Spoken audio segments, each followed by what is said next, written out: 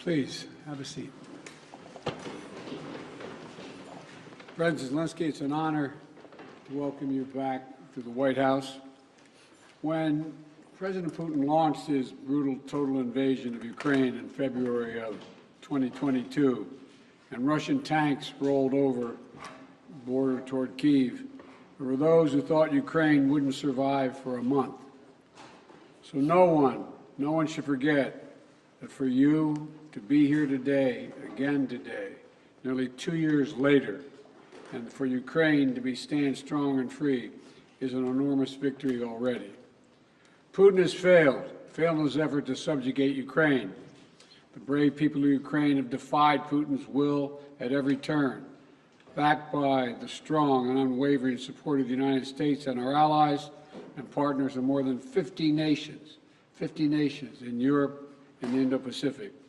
And Ukraine will emerge from this war proud, free, and firmly rooted in the West unless we walk away. The American people can be and should be incredibly proud of the part they played in supporting Ukraine's success. We'll continue to supply Ukraine with critical weapons and equipment as long as we can, including $200 million I just approved today in a critical needed equipment, additional air defense interceptors, artillery, and ammunition. But without supplemental funding, we're rapidly coming to an end of our ability to help Ukraine respond to the urgent operational demands that it has. Putin is banking on the United States failing to deliver for Ukraine. We must prove him wrong. The United States and Congress must, as I asked last week, it's stunning that we've gotten to this point. You know, we need to fully appreciate how it's wrong, how this is being viewed around the world and being used by Russia. Russian loyalists in Moscow celebrated when Republicans voted to block Ukraine aid last week. The host of a Kremlin-run show literally said, and I quote, "Well done, Republicans. That's good for us," end of quote. Let me say that again. This host of a Kremlin-run show said, "Well done, Republicans. That's good for us." That's a Russian speaking. If you're being celebrated by Russian propagandists, it might be time to rethink what you're doing. History will judge harshly those who turn their back on freedom's cause. Today, Ukraine's freedom is on the line, but if we don't stop Putin, it will endanger the freedom of everyone almost everywhere. Putin will keep going, and would-be aggressors everywhere will be emboldened to try to take what they can by force. Mr. President, I'll not walk away from Ukraine, and neither will the American people. A clear bipartisan majority of people across the United States and in Congress support your country. They understand, as I do, that Ukraine's success and its ability to deter aggression in the future are vital to security for the world at large. And I have repeatedly made clear from our first day in office, we also need Ukraine to make changes to fix the broken immigration system here. We also need Congress to make the changes to fix the broken immigration system here at home. My team is working with Senate Democrats and Republicans to try to find a bipartisan compromise, both in terms of changes in policy and provide the resources we need to secure the border. Compromise is how democracy works, and I'm ready and offered compromise already. Holding Ukraine funding hostage in the attempt to force through an extreme Republican partisan agenda on the border is not how it works. We need real solutions. I also asked Congress for funding for Israel to take on Hamas and confront multiple other threats backed by Iran in the wake of the October 7th assault. National Security Advisor Sullivan will travel to the region this week and meet with the Israeli War Cabinet, as I have met with, to emphasize our commitment to Israel, as well as the need to protect civilian life and ensure more humanitarian assistance flows and reaches into Gaza for Palestinian civilians. Secretary Austin will also travel to the region this week to step up the international efforts to protect the free flow of commerce through the Red Sea. The entire world is watching what we do. So let's show them who we are. America stands for freedom, today, tomorrow, and always. America stands against tyranny and against oppression. And America stands with the people of Ukraine. Thank you again for being here today, Mr. President, and thank you for everything Ukraine is doing to hold the line for liberty in the world. The floor is yours, Mr. President. Thank you so much. Thank you very much, Mr. President, dear journalists. I'm glad to be here and personally thank you and tell you how Ukraine values what we've achieved together, defending life and freedom. In Ukraine, we are fighting for our country and freedom, and also in Europe, we say for our freedom and yours. And this motto resonates not only in our country, not only in our hearts, not only in Ukraine, but also in Poland and Baltic states, Moldova and others. When freedom is strong in one country, it is strong everywhere. When it burns in one soul, it presents its merits to others. Ukrainians have twice led revolutions this century, defending freedom. For nearly 2 years, we have been in a full-scale war, the biggest since World War II, fighting for freedom. We stand firm, no matter what Putin tries.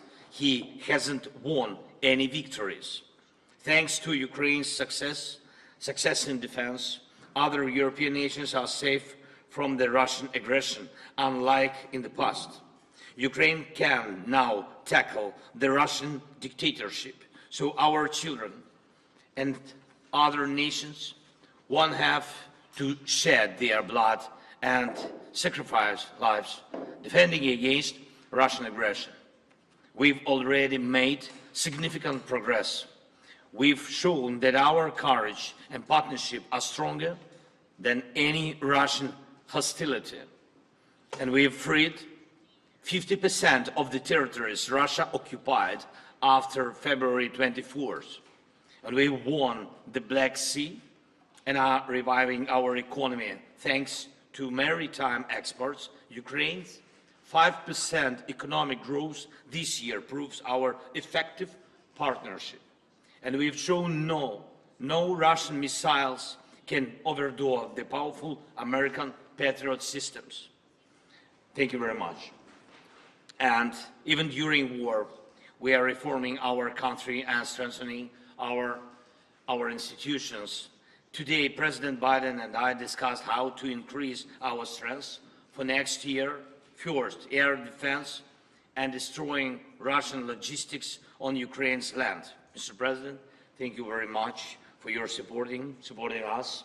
And in these areas, like our victory in the Black Sea, we aim to win the air battle, crushing Russian air dominance. This will intensify our ground advantages in 2024 with our control of the skies.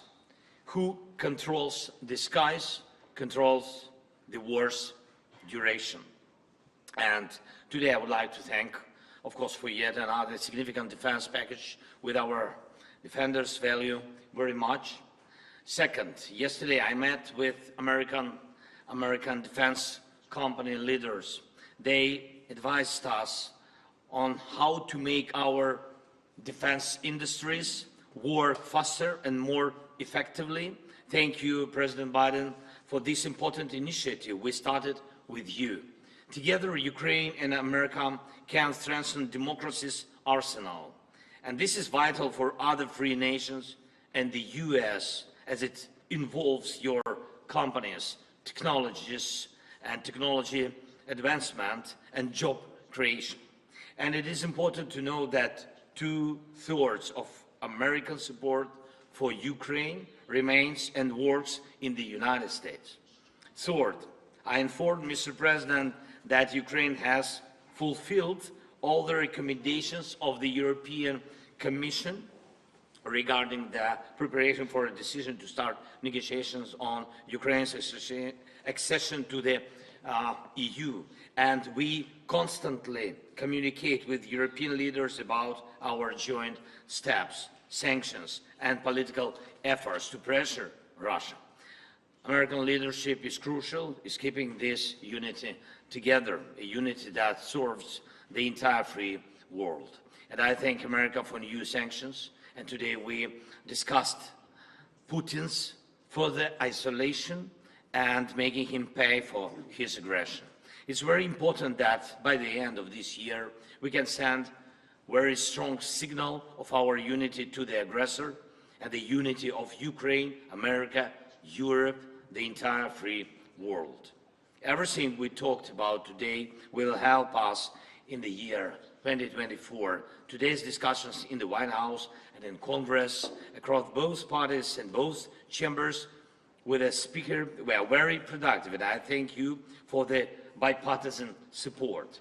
As we approach Christmas, on behalf of all our Ukrainian families separated by war and all sons and daughters on the front, Ukraine's greatest wish is to near this war's victorious end.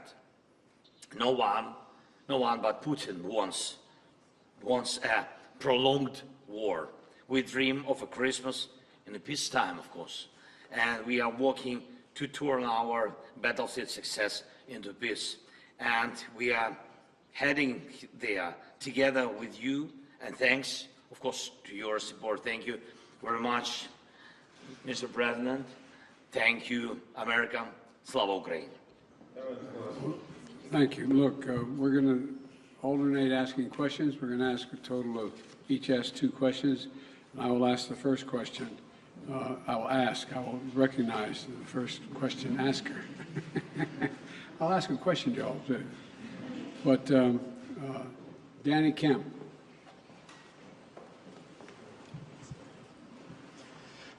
Thank you, Mr. President. For President Biden, Ukraine's counter-offensive has stalled in recent months. Congress is blocking aid, and Vladimir Putin appears ready to just wait things out. So what is the strategy for the US and Ukraine next year to try and turn this around? And if that fails, at what point do you say to Ukraine, as a friend, that it is perhaps time to start looking at peace talks? And for President Zelensky, welcome back to Washington.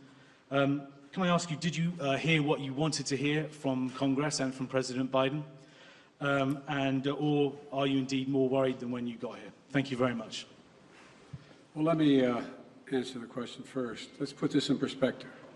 Remember how far Ukraine has come. Russia has failed thus far in trying to erase Ukraine from the map and subsume it into Russia. Ukraine has taken back more than 50% of its territory seized since February of 22, and it's pushed back the Russian Navy so Ukraine can export grain and steel to the world through the Black Sea. And thanks to the incredible courage of the Ukrainian people and the bipartisan support from our Congress, but it's not just American support. There are more than 50 countries helping Ukraine with military, economic, and humanitarian assistance. 50. The burden sharing, the U.S. has put up $75 billion, and our allies and partners have put up $100 billion. And more than 90% of our security assistance to Ukraine is being spent in the United States to provide weapons for Ukraine and replenish our stockpiles and build our industrial base. We need to ensure Putin continues to fail in Ukraine and Ukraine to succeed. And the best way for that to do that is to pass the supplemental. Yeah. Can I answer in Ukrainian, please?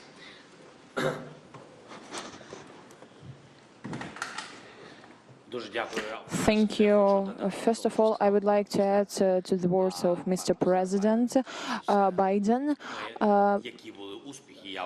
About successes, I think that these were not easy successes. Nonetheless, they were quite serious. They were serious steps forward. Indeed, we gained victory on the sea. We destroyed ships of the Russian Federation. We threw the remnants of their fleet to Russian territorial waters. Yeah, they have something in the Black Sea, in the vicinity of our temporarily occupied Crimea, but we are going to proceed this activity. Our guys destroyed 20,000 of Wagner mercenaries. These are serious terrorists who were massing everywhere on African continent, in Syria, in Ukraine. There were a lot of mass, and nucleus of this terroristic organization is not existing anymore. Yes, we had a lot of problems, but nonetheless we were able to do this. Moreover, Russia were not able to seize any part of our territory, any village, any town. I'm not talking about large cities, and we are going to proceed with this.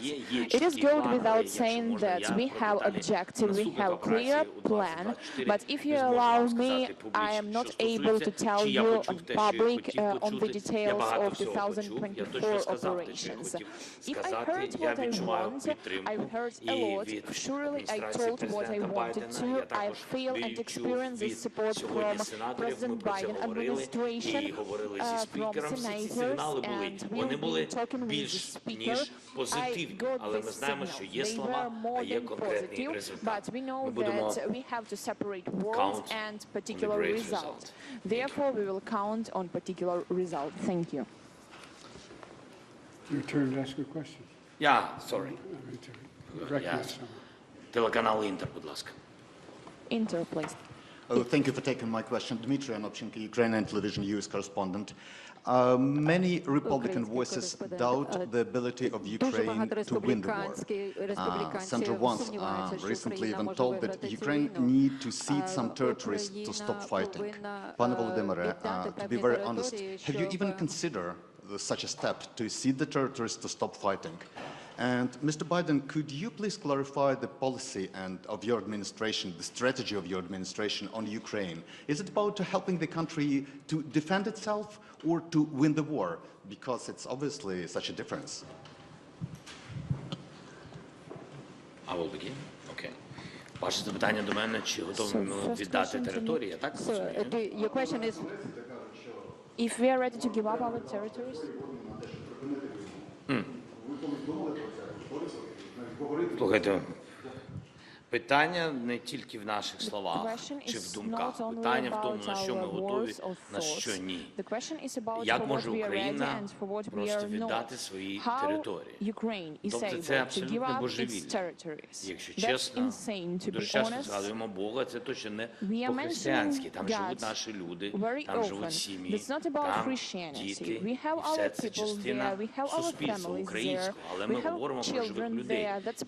Над ними знущаються, їх гвалтують, їх вбивали. Ми це прекрасно знаємо. І тим голосам, які пропонують віддати наші території, як віддати своїх людей, питання ж не тільки в землі, питання в живих людях, в їх судьбах, в історіях їх, питання в цих сім'ях і в дітях. Віддати територію, віддати дітей. Ну, нехай ті голоси, я не знаю, хто про це говорить, у мене до них одне питання, чи готові вони віддати своїх дітей в руки терористам. Думаю, що ні. Children to terrorists. I think no.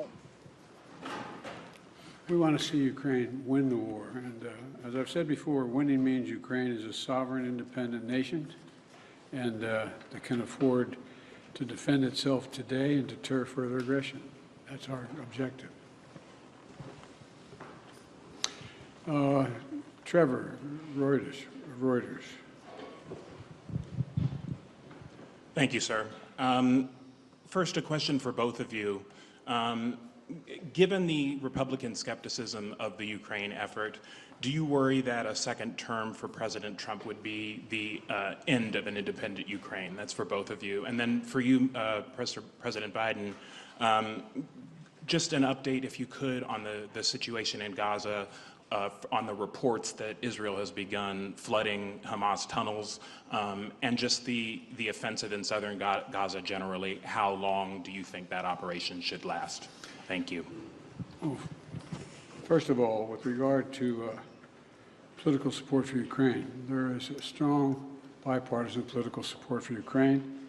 Small number of Republicans who don't want to support Ukraine, but they don't speak for the majority, even the Republicans, in my view.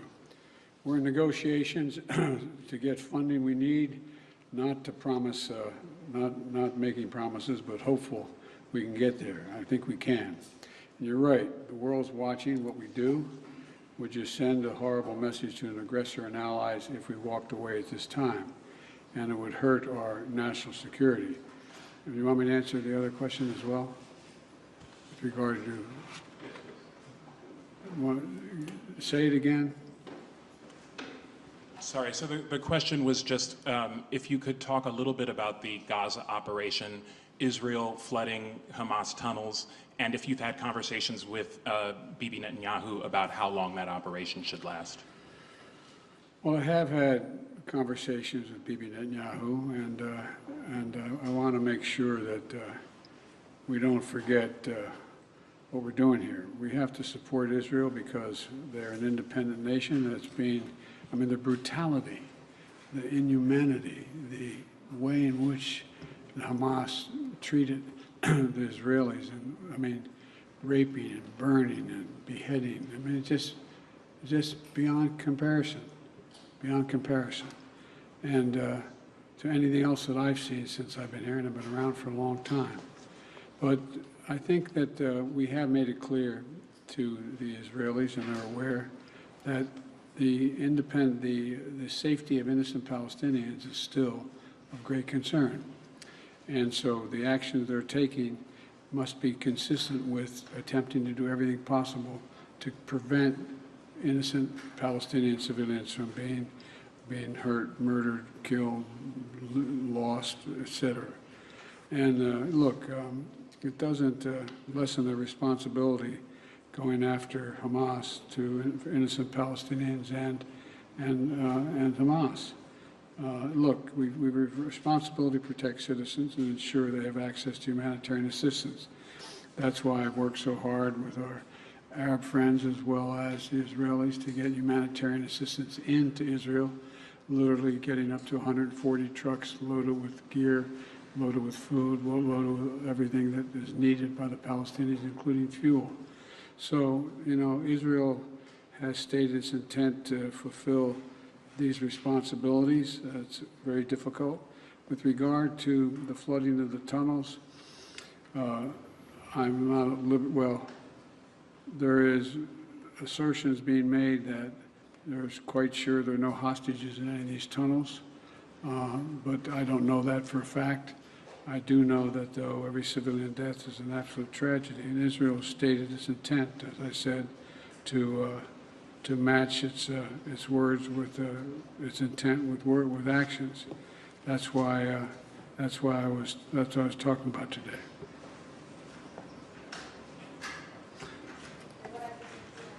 Question 3. I guess I asked that. No, I just asked that. It's your turn. Your turn. Якщо відповідаючи на ваше запитання. So, addressing your question very quickly, I've been talking a lot with representatives of both parties. Both Democrats and Republicans proved full-fledged support, and we will see, but before this, we've always been trusting in the support of our strategic partner, the United States, and we will consider that it will continue in this way, and Ukraine will not remain alone against such a critical terrorist as the Russian Federation. Укрінформ. Так, будь ласка. Thank you so much. My name is Yaroslav Dovopol, Ukrinform News Agency, Ukraine. Next summer, the United States will host an anniversary NATO summit in Washington, D.C., which raises a lot of hope, especially for Ukraine. President Zelensky, what does the Ukrainian side expect from this summit, and do you hope to hear direct invitation for Ukraine to join the alliance? And President Biden, under what conditions is the United States ready to support the initiative of inviting Ukraine to be member of NATO? Thank you.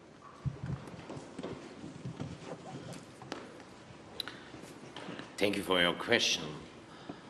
I will answer very quickly on this very complicated question. We are not allies till now. We are allies, but we are not members of NATO. So that's why I think I will pass this question to our big friend, President Biden. Well, look, I'm very proud that how strong and unified NATO has become. And now it's even larger. Putin wanted the federalization of NATO when I met with him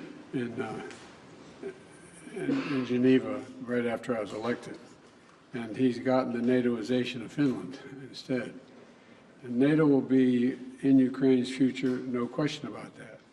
But as we said in Vilnius, Ukraine will become a member of NATO when all allies agree and conditions are met. Right now, we have to make sure they win the war.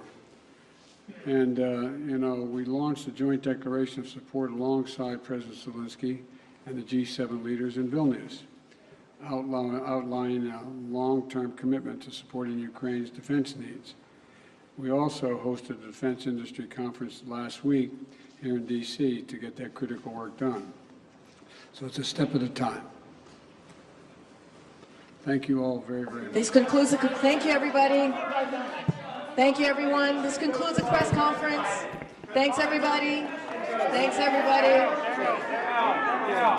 Distinguished guests, please remain in your seats while the principals depart.